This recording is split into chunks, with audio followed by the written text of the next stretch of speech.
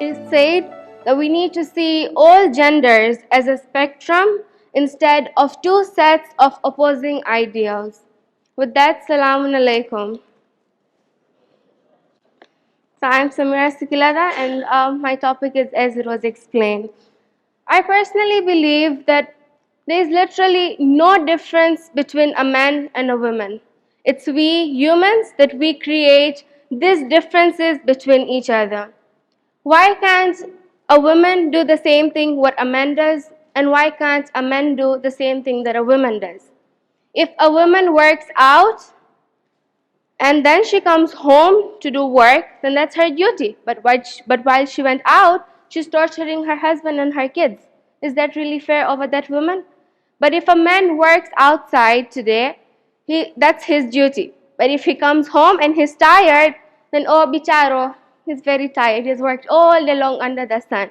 What about that woman after working, she comes back home to cook for each one of us? Something to ponder about. Most women around the globe are usually paid way less compared to what male are paid.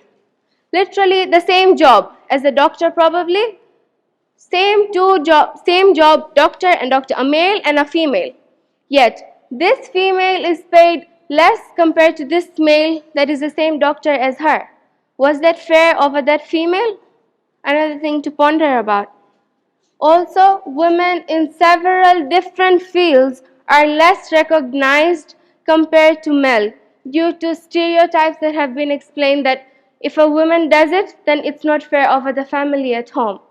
But personally, that's not what it actually has to go about. And if we go to see, women and men need to be paid the same. A main concern that comes about that what area of life as a community or society we need to prioritize, one main thing that comes about is income. This is where I come about. When the same job, a male gets a different income and a female gets a different income. But that's not fair over the same female who has worked day and night just to do her job. But at the same time, if a male does not do the job properly, that's totally fine. But if a female does that, then she did her job, but still her pay is less. And it is proven by research that women globally are paid 20% less than men. And also it is proven to this extent that just because someone is a woman, she is underrepresented in decision making. However, in reality, according to international facts, women carry out at least 2.5 times more unpaid work than men. And also, Islamically, we see there are people who have worked, right, in the past. We have Bibi Khadija as the main example. She is a role model to us women today. If we want to work, I think we need to look back over there. She worked, she was the top business woman, right? Yet she worked, she took care of her family, and she even supported the Holy Prophet. Then why bring these stereotypes right now that if a woman today is working out, she cannot do other things at home also? That's wrong. In my life personally, my mom works from morning to evening 4 o'clock. 4, we return home together, me and mom. And yet, after she comes back from work, she enters the kitchen to cook. She comes out from the kitchen 6 o'clock, 7 o'clock. This lady is tired. What about us?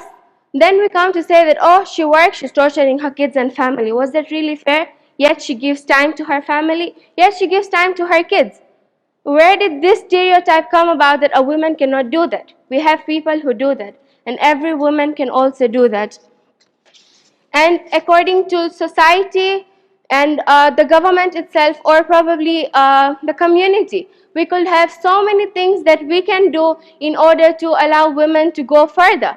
As a society, as a community, we could have events where women are mainly the people who speak, are mainly the people who do the things. This way we empower women to do things. Also, we can elevate women in their positions.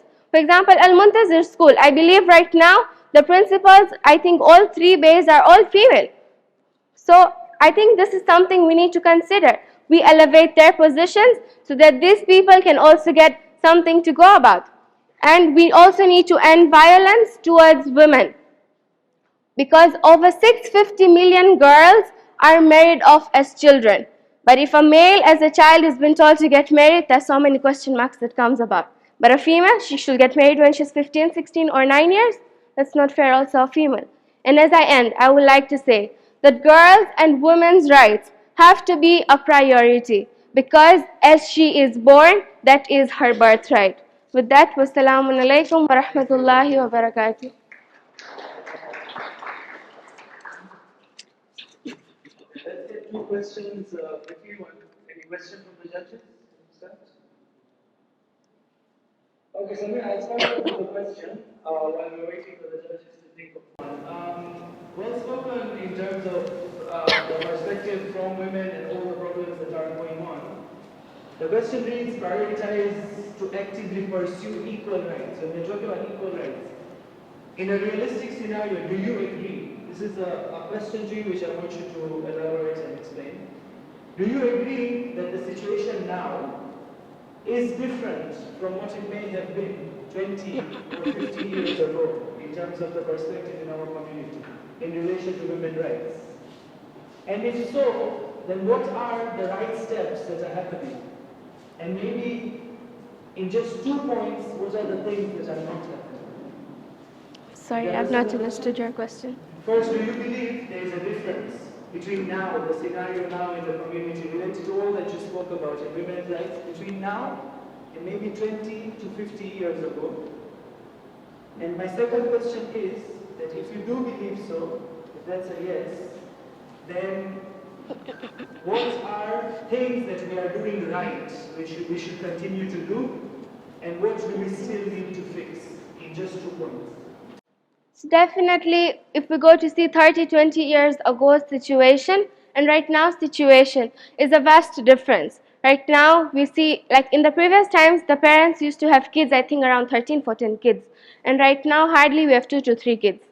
I agree there are people with more than also 3 kids, no doubt. But at the moment, financial stability, there's so many things to consider where people have probably 2 to 3 kids only maximum. And I don't think that should also be a problem. So this is one difference that could come about. However, things according to our community, what things go right according to equality of a woman, then I believe that yes, if we have the KSIJ task force of men, we also have a KSIJ task force of women, right? We see women who are there all round around the mosque. That's something that's definitely there and that's very evident, I believe. Also, we have so many things such as volunteering. Like we don't only see the men who get to volunteer. I think itikaf, right? That was taking place all along for only male. This year, I believe there was also for the women.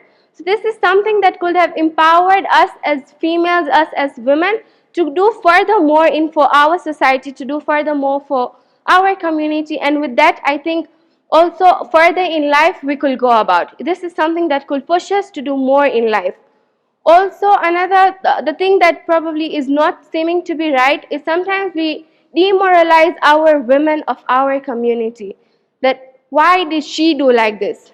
Or, for example, if a woman is working in our community, especially if a woman is working, then she is being told, why did she have to work while her child was in the hospital? How sure are we that she went to work just because she wanted to ignore her child, or how sure are we she went to the hospital for what purpose or for what reason? I believe we need to be sure of what we're speaking in order to go further with what things are about in the actual perspective of someone's life. So I just want to ask, you've mentioned in our community quite a few times. So just out of curiosity, because it says about research data, have you actually done a data analysis or research as what's happening in other communities? Or are you just focusing on the information you have from discussions and hearsay, what's happening within our community? Okay, so according to our community, the person. As far as I know, again, I was also going to highlight the same point, speak for our community.